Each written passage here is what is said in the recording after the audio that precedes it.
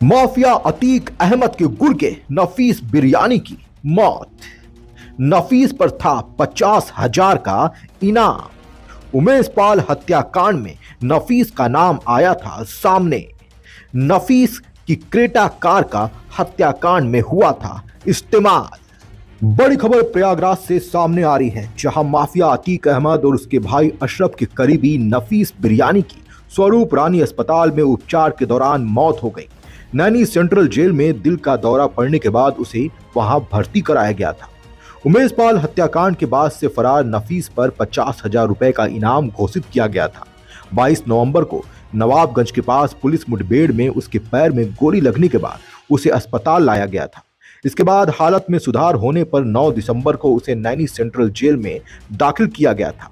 Mafia Ashraf के करीबी नफीस बिरयानी की क्रेटा कार का उमेश पाल हत्याकांड में इस्तेमाल हुआ था। इसके बाद से ही वह फरार चल रहा था। नफीस ने बिरयानी कारोबार को अशरफ की काली कमाई लगाकर आगे बढ़ाया था। कारोबार की आड़ में वह माफिया की काली कमाई को सफेद करने का काम करता था। 22 नवंबर को नवाबगंज में पुलिस मुठभेड़ में उसे पकड़ा गया था और वह नैनी सेंट्रल जेल में निरुद्ध था। रविवार को सांस लेने में दिक्कत होने पर उसे आनंद फानंद जेल अस्पताल ले जाया गया। वरिष्ठ जेल अधीक्षक रंग बहादुर सिंह पटेल ने बताया है कि जेल चिकित्सकों की सलाह पर उसे SRN अस्पताल के हृदय रोग विभाग के ICU में रखा गया था। यहां उसकी हालत नाजुक बनी थी। इलाज के दौरान उसने दम तोड़ दिया। दिल का दौरा पड़ने के बाद स्वरूप रानी नेहरू चिकित्सालय के हृदय रोग विभाग के ICU में भर्ती कराए गए नफीस का ब्लड प्रेशर काफी कम मिला था, साथ ही पल्स रेट भी गिरा हुआ था। देखिए, जिस समय उनको दिन में लगभग 11 साढ़े 11 के बीच में उनको ले आया गया था इमरजेंसी टीम ने देखा तत्काल उस समय। तो उसी समय जब आए थे उनको सांस लेने में काफ़ी प्रॉब्लम हो रही थी। रेस्पिरेटरी रेट लगभग 60 पर मिनट था। उसका रेस्पिरेटरी रेट काफ़ी ज़्यादा था, ब्रेथलेसनेस थी। और उनका उस समय देखा बीपी देखा गया, बीपी ब्लड प्रेशर बहुत कम था, बहुत डाउन था, 70 मिलीग्राम मरकरी था। तत्काल उनको फिर कार्डियोलॉजी डिपार्टमेंट ICU में तुरंत एडमिट कराया गया था इमीडिएटली। और वहाँ पर सीनियर डॉक्टर्स मौजूद थे उस समय। और पूरी टीम ICU में वैसे भी 24 आवर्स मॉनिटरिंग होती, 24 आवर पूरी टीम रहती है। देखा गया, ECG देखा गया, तभी उसको और एंजाइम टेस्ट किए गए और उससे कंफर्म हुआ कि उनको सीवियर MI हुआ था।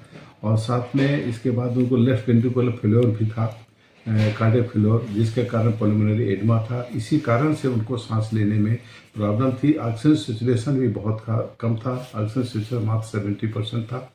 और ब्लड प्रेशर की दवाई फिर इस पूरा ट्रीटमेंट पूरी टीम के द्वारा सब मेरी लगातार मेरी बात हो सभी से हो रही थी। कार्डियोलॉजी से 2-3 हमारे कार्डियोलॉजी अलग सभी से बात हुई। तो उसमें कोशिश किया पूरी तरह से कि ब्लड प्रेशर किसी से मेंटेन हो। ऑक्सीजन सैचुरेशन ऑक्सीजन देने के बाद उनका 80-85% तक पहुंचा था। इसके बाद भी देर रात तक उनको ऑक्सीजन सैचुरेशन कम होने लगा तो उनको बाईपैप सपोर्ट पर रखा गया। अल्टीमेटली फिर उनको लगभग 12 बजे के आसपास उनको वेंटिलेटर सपोर्ट पर रखा गया। और पूरी टीम अपनी पूरी कोशिश किया, क्योंकि ICU वहाँ इंटेंसिव के यूनिट में तो ऑलरेडी सभी लोग उसमें मौजूद रहते हैं, 24 आवर्स मॉनिटरिंग कर रहे थे। बेस्ट एफर्ट किया, लेकिन 1 बजे के आसपास उनको डेथ हो गई थी। सर, अगर पोस्टमार्टम की जो कार्रवाई है वो कैसे पूरी की जाएगी? उसमें TMCMO के द्वारा टीम गठित कर दी गई है और उनके द्वारा वो किया जाएगा। उसको वीडियोग्राफी भी की जाएगी, उनको पोस्टमार्टम को किया जाएगा, जिससे कि उसमें भी पता लग सके। वैसे उनको तो हमारे जो टेस्ट हैं जो मौजूद थे उससे उनको तो कंफर्म नहीं है कि उनको कार्डियक इन्फार्क्शन हुआ था।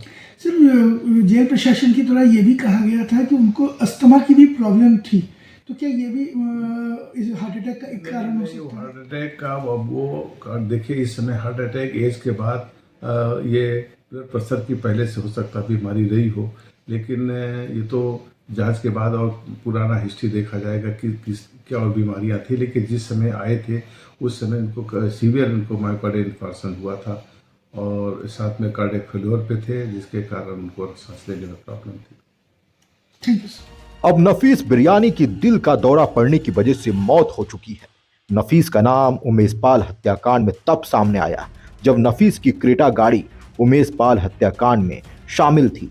उसी गाड़ी से उमेश पाल की हत्या करने वाले उमेश पाल के घर पहुंचे थे। नफीस बिरयानी की मौत हो चुकी है। वहीं माफिया अतीक अहमद और उसके भाई अशरफ की पुलिस कस्टडी में गोली मारकर हत्या की गई थी। अब धीरे धीरे अतीक अहमद का साम्राज्य खत्म हो रहा है।